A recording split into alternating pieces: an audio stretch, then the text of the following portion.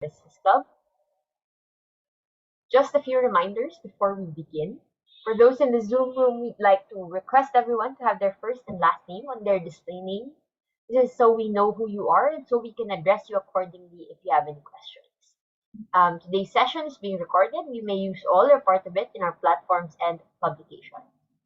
Also, feel free to use the Zoom chat box to ask questions or share your comments.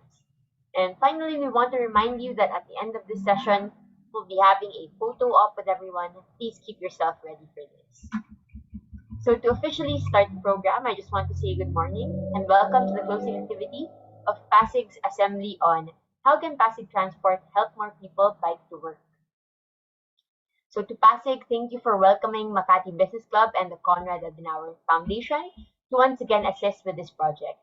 This is part of Makati Business Club's Digital Democracy Project, which helps governments consult with citizens using online tools to help craft policies tailored to citizens' needs. So this activity actually combines two MBC projects, Business for Biking and Digital Democracy. Business for Biking, now supported by Shell, works with governments and companies to make biking easier for people who have to bike. Because other transport is expensive, because it takes too long, is unreliable, or it's unavailable, or because they are delivery men and women. Digital democracy uses tech tools to bring people and governments together, the reverse of what tech is often used for these days. Both of these projects were born during the pandemic, but we believe they remain as important today to help those who need help the most and bring people together and to accelerate economic and social recovery. Thank you to Pasig, Konrad Adenauer Stiftung, and all of you for being so supportive. So in the last 4 weeks, Pasig City has initiated a conversation with MSMEs and management in their city through an online citizen assembly. They asked what support employers need to bike to work as a means of alleviating the stress transport crisis has placed on their daily commute. The purpose of today's event is to present the results of the month-long survey with you and gather your recommendations on helping people bike to work in Pasig. The findings of the survey will be presented by Frey Sangil, the CEO of Player Tech Labs. Following this, we'll place all of you in a breakout room to provide recommendations on what you think the government should do based on the sentiment ahead. Or we could actually just discuss it here in the main room later on. Please type in your questions once again. Anton C., head of Pasig Transport, will share the government's response to the survey results and their plans to address the concerns raised. So in today's session, we have representatives from MSMEs in Pasig.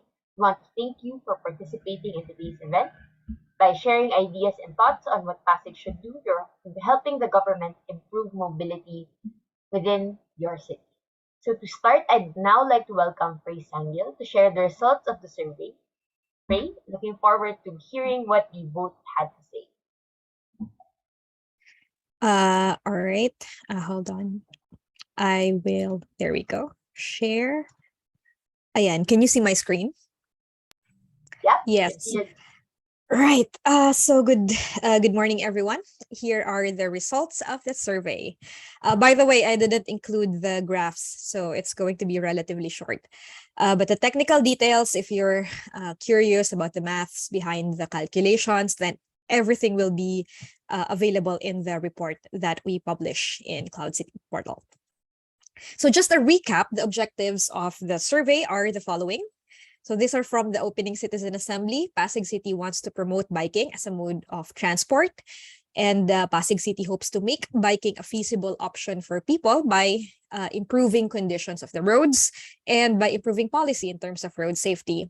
So for the survey, we took a look at the concerns, the relations of the subtopics and the themes to one another, and the opinion groups, the specific voter profiles that emerged, so that we can drive data-driven conversations among stakeholders. So about the mechanism, the primary collection tool for the survey is Polis, which means participants voted on topic-related statements, whether you agree, disagree, or pass. Now, to extract insights from the survey results, we used the Polis report page. We also validated some of them using the statistical environment R and the Cloud City toolkit. And we also used R in topic modeling for the qualitative feedback that we received. Now, the survey ran for a total of 26 days. And then we have a total of 158 voters, 110 of which fit into a specific voter profile.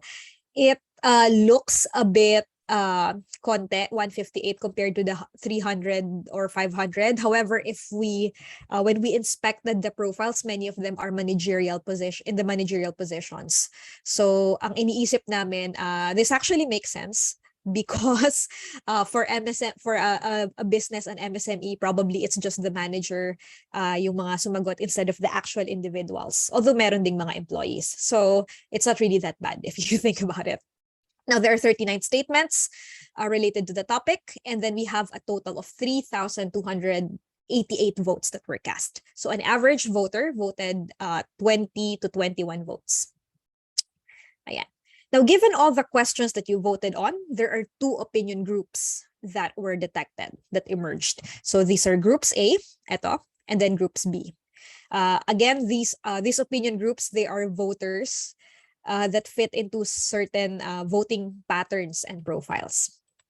Now, what do these opinion groups look like? So generalizing the voters, generalizing lang. So group A, we labeled them as the work from home workers, and then they're employees of medium to large companies. So they work from home, and most of them are employees or working for medium to large companies. On the other hand, we have Group B, Opinion Group B, and these are the employees working face-to-face. So pumapasok sila sa work, and many of them, majority, are employees of MSMEs. So usually micro, small, and medium businesses. So these are the two profiles. By the way, both of them, majority are from working in Pasig and residents of Pasig City. Now, there are 4 areas of agreement that we want to highlight. So meaning, majority of the voters, regardless of your opinion group, you agree on the following, on these 4 key topics. So ito yung consensus natin. So first, the voters already understand the benefits of biking. Yes, alam nila it's cost effective, it's good for the health, it lessens traffic congestions and all the good things. So okay, good tayo doon. Next, second, the voters agree that the employees' commute experience affects their productivity. Na importante yon. Commute affects their morale, their productivity, and the employee retention.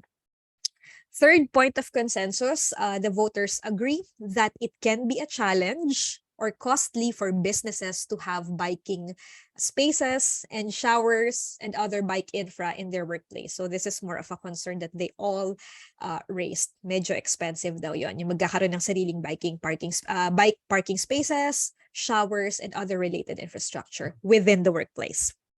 And then lastly, the fourth point of consensus is that majority of the voters claimed that their company does not offer car, bike, or other motorbike loans. So yan. Now, what makes opinion group A unique? So group A voters, ito very clear yung difference. They are very much aware of existing policies that promote biking to work. So if you look at the results, talagang overwhelming. We understand the existence of laws that prioritizes the development of sidewalks and bike lanes. They are aware of Pasig City's Bicycle Transportation Promotion Ordinance of 2011. Which mandates all private establishments located in Pasig City to install bike parking facilities. So they all alam na nila yon. And then they also agree that if I bike to work, it will encourage my employees to go to bike to work too. So again, Group A, yun yung mga from work from home and employees of large enterprises. Now, on the other hand, we have Group B. So Group B naman, majority of Group B overwhelmingly said that they are not aware of these policies. Very distinct yung difference talaga. So they don't know na may ganong ordinance daw, yung mga mandates. And their company, they don't really provide charging outlets nor transportation allowances. So again, Group B are the ones going to work in person and mostly working for MSMEs.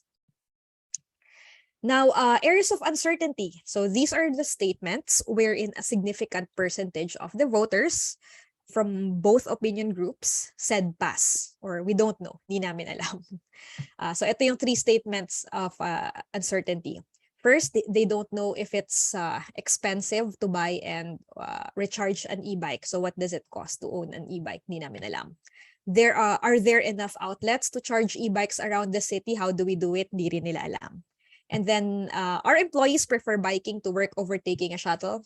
Di rin nila alam. So, maybe Pasig can show an infographic now where you can charge your bikes maybe, or the average cost of owning a bike. So that would be interesting and hopefully sway the uncertain to bike to work. So mga ganyan. Now, apart from the votes on the statements that we received, we also have 76 comments in paragraph forms. And from these comments, from the 76 comments, we have three major topics that emerged. So that's safety, infrastructure, and policy and projects. So number one is yung safety.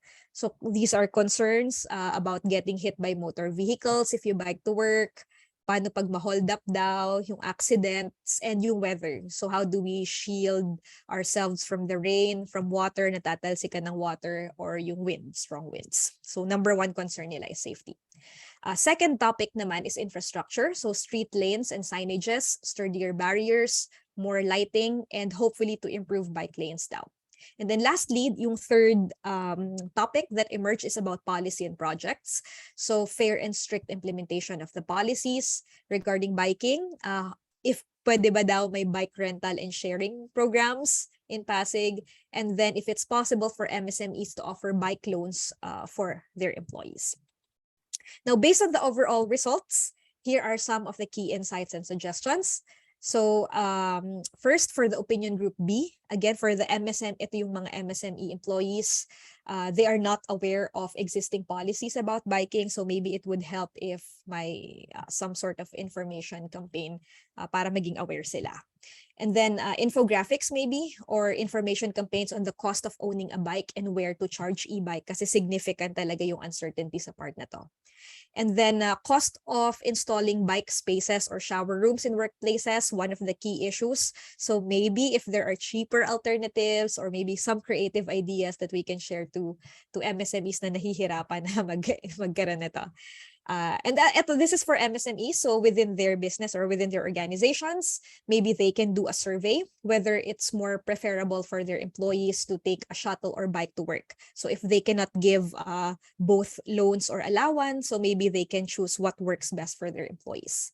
And then lastly, how do we address safety concerns raised? Kasi yun yung highest talaga na ni-raise nila dun sa qualitative comments. Yeah, so that's it. Thank you. And after this, we will post the full report with the calculations and more details in the Cloud City portal. Thank you. Thank you so much, Frey, for sharing your insights on this topic. A lot of things to pick apart from that report. We'll now be inviting Anton C., the head of Pasig Transport, to talk to us about the results of the survey, feedback, and what this means for Pasig City. So after speaking with him, if you have any questions, we'll be turning to the question and answer session. You can also start asking your questions in the chat box. So turning to Anton, what do you think about the results of the survey? Anything that surprised or alarmed you? You know what, Catch? I would say at this point, to be completely honest, I don't think I'm surprised at all. I think the survey bears out exactly what the rest of the science and the best practice in this field says, that ultimately to get more people to bike, to work, you need to have good infrastructure for them. That begins with safe streets for them to bike on, with protected bike lanes where it's necessary, and things like good speed control and traffic calming in places where you don't have the lateral width for a full protected bike lane. And that's important. I think it's really important for it to be instituted in infrastructure that even in the places where it's not feasible to have a fully protected bike lane, that doesn't mean there aren't ways to keep cyclists safe. And it is the widest streets, it's just the main roads where you have the most cars, where protected bike lanes are most necessary and are most warranted. I think it's also good to know actually that there is some interest in e-bikes, even though there isn't so much familiarity. I think it's really important for us in the city and for us in government to do more promotion of things like light electric transportation. I think there are some good policies on the horizon that are, I think, relevant to this discussion. On e-bikes first, recently, the implementing rules and regulations of the Electric Vehicle Industry Development Act that was just passed, and that basically sets out a lot of guidelines for people using electric vehicles like e-bikes. So I think that's one thing that both businesses and government will have to pay attention to regarding this if we want to get more people on e-bikes, and we do want to get more people on e-bikes really instead of motor vehicles. The other one is that just yesterday we heard that the Safe Pathways bill in the Senate was approved on third reading. So if there is a counterpart bill in the House, that means we're getting closer to a really good national policy on bike lanes. So that's really good to look forward to. And when that happens at the national level, I think all the local governments will be required to follow suit, if my recall of the ordinance is correct. Yes, I think that was just recently passed by, I think sponsored by Senator Cayetano. So let's see if it has a corresponding House bill. Yeah, I think that's an interesting point about e-bikes. I wasn't aware that that was something that Pasig was looking to pursue. But I guess from the results of the survey, it doesn't seem to be so relevant yet. Or people are not so aware about the benefits of that versus like regular bike or versus other things. Yeah, Um, it's a yeah, go on. Sorry. Yeah, it's a little new on the horizon, but I think for people involved, one thing that might be interesting for people to know is that we have been actually working on a lot of electric vehicle policy recently in Pasig City. We have a fleet of e-trikes that's used for service vehicles. We've already been working with Philpost Pasig to deliver mail using e-bikes. We have through the Solutions Plus project of the UN Environment Program and the European Union, we've actually gotten technical assistance to deploy not just charging stations in Pasig City for e-bikes, but also a fleet of utility e-bikes where we hope to really mainstream light electric vehicles as part of city services. And hopefully that gets people more aware of the technology and more aware of the advantages. So I think what we really want to do is that we want to, I think through those projects, we really want to show that the use of light electric vehicles isn't just something that's viable for passenger transport, but also viable for a lot of business purposes. I think one of the things we're really interested in piloting going forward is things like even solid waste collection using e-bikes, and I think that could be really interesting. Do you see e-bikes as kind of a halfway step between a car and an actual bike, or is it like a viable thing on its own? I wouldn't say even halfway step. I would say it's in many ways the way we should be thinking about e-bikes is that they're not intermediate between a bike and a car in a model where cars are still seen as necessary. I think Mm-hmm. we should be thinking about them as really like car replacements because in many Ah, cases when you have an e-bike, you get like all of the mobility that you would need from a car. I think for many purposes. You also get a good level of cargo capacity. So the idea is that if you're hauling more than, let's say, 40, 50 kilograms, that might be difficult on a bike. It's possible in a car, but on an e-bike, it's equally capable. I mean, these days, you have cargo e-bikes that can haul well over 100 kilos, that can haul maybe 6 or 7 people. And that means that their capacity to haul cargo is just as good. So if you have that, especially if you have e-bikes with good cargo capacity, then you can really mainstream it for businesses and really get more businesses to adopt electric vehicles instead of motor vehicles for their utility needs. I have a good question here from my colleague. So I'm assuming since that we're thinking that they're able to hold a lot of cargo, they're also taking up a lot more space. Do you see the e-bikes as using the same facilities as the bike? So also using the bike lanes or subject to the same rules? Or would they be treated as more like motorcycles? Yeah, I think you need to have a distinction here between with different types of electric vehicles. So when we say e-bikes, really what we're referring to here are the types of electric vehicle that some of them are two wheelers, some of them are three wheelers, and there's even what you call e-quadricycles. But Mm-hmm. so these have four wheels. It's a little strange to think about, but when we say e-bikes, we're really talking about the vehicles where the electric motor powers them to reach speeds of not greater than 30 kilometers per hour, really. So when you have vehicles that move about the speed of the bike, then we're going to categorize them as bikes for the purposes of transport policy. So I think there's a real distinction you have to make there between e-bikes and the higher powered e-motor vehicles such as e-motorcycles and electric cars that really reach the same speeds as like traditional motor vehicles and should be treated accordingly. So for e-bikes, Mm-hmm. if you're an e-bike, if your motor really does not accelerate you past 30 kilometers per hour, then you should be allowed to use a bike lane, especially if it's an e-bike where you're not so wide enough that you're going to compromise the width of the bike lane. But I think it's also important for government in the future to also design bike lanes that can accommodate vehicles of this size. So a little bigger, but if you have a bike lane that's maybe at least 1.5 meters one way and at least 2.5 meters for a two-way bike lane, I think it will be trivial to have slightly wider vehicles in them. Great points.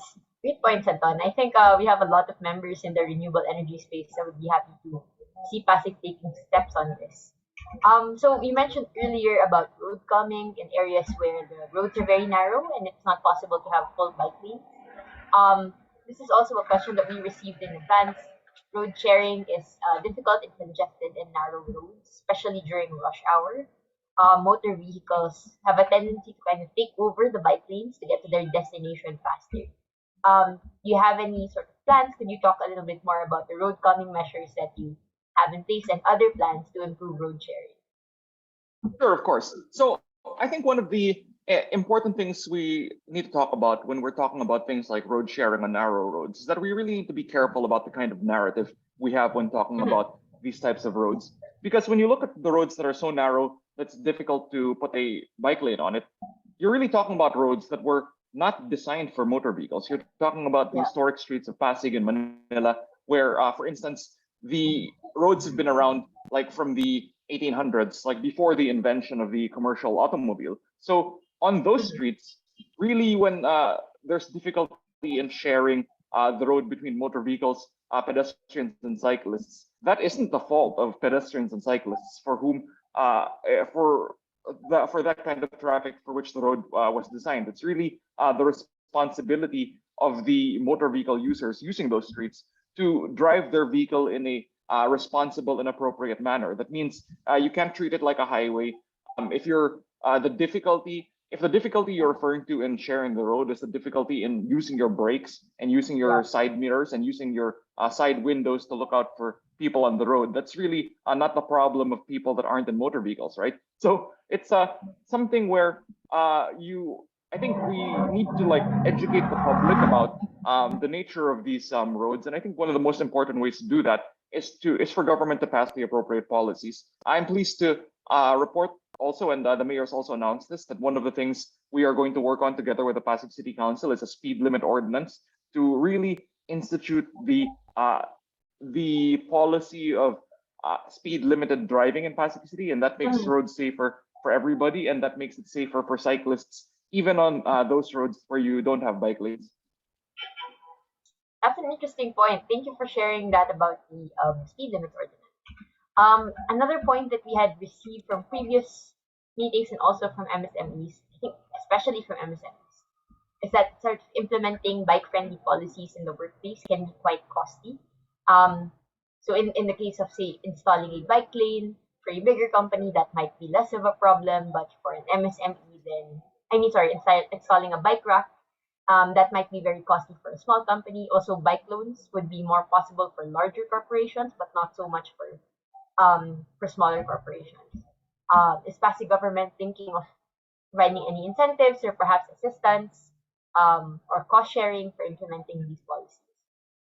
Yeah, absolutely. So one of the projects we're working on together with the local economic and development investment office is we're looking to roll out a program where the city government can actually assist small businesses in providing bike parking by providing them a bike rack in case they're interested in having bike parking at their facilities. Of course, when you're a very small business, any increase in cost, any additional expense is something that could compromise your business health. So in terms of providing facilities for bike parking, I think that's one way in which we can not only help small businesses provide bike parking, we can also help them provide the right kind of bike parking. Because of course, like many people want to do it, but then unfortunately we see sometimes when you have bike parking initiatives by private companies, it doesn't always work out, especially if the rack isn't well designed. So this is a program which we're working on to really help small businesses provide more of these bike racks for their customers. So that's one thing I think we're very excited. We'll be announcing the guidelines and details of it soon.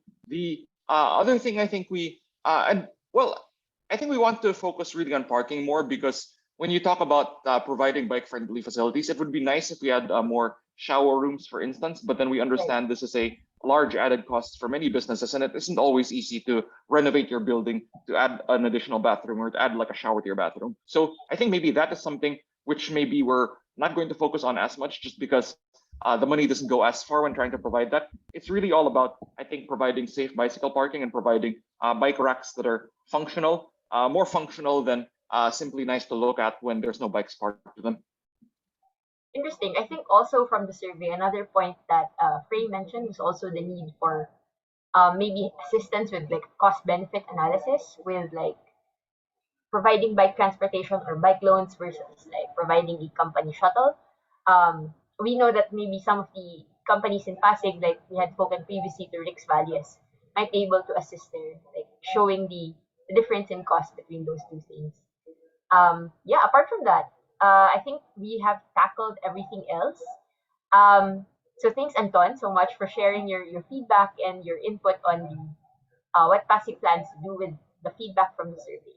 Um, Looking at the chat box, we don't think we have any questions in advance, but noting to everybody here and to everybody in the Facebook live that please do send us your questions. If you have any follow-ups, we can send them to Pasig Transport.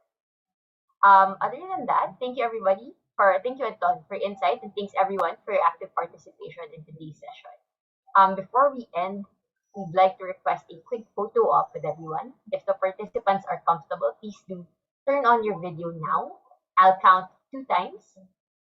Okay, 1, 2, 3, smile. 1, 2, 3, smile. All right. Thank you, Anton, Frey, and all of you in the room today for participating in Pasig Citizen Assembly on how to help more people bike to work. I think we all gained valuable insights on improving mobility in Pasig, especially for commuters. To help us improve, I'd like to ask the audience to provide feedback on the event. You can scan the QR code on the screen or click the link my colleagues will put in the chat box. We'd also like to invite everyone to follow us on social media. The handles are being shown on the screen now. So thanks everyone, stay safe and have a good Thursday. Bye. Thank you. Thank you so much, Anton. Thank you, Frey. Bye. Thanks. Bye. Thank you, Anton.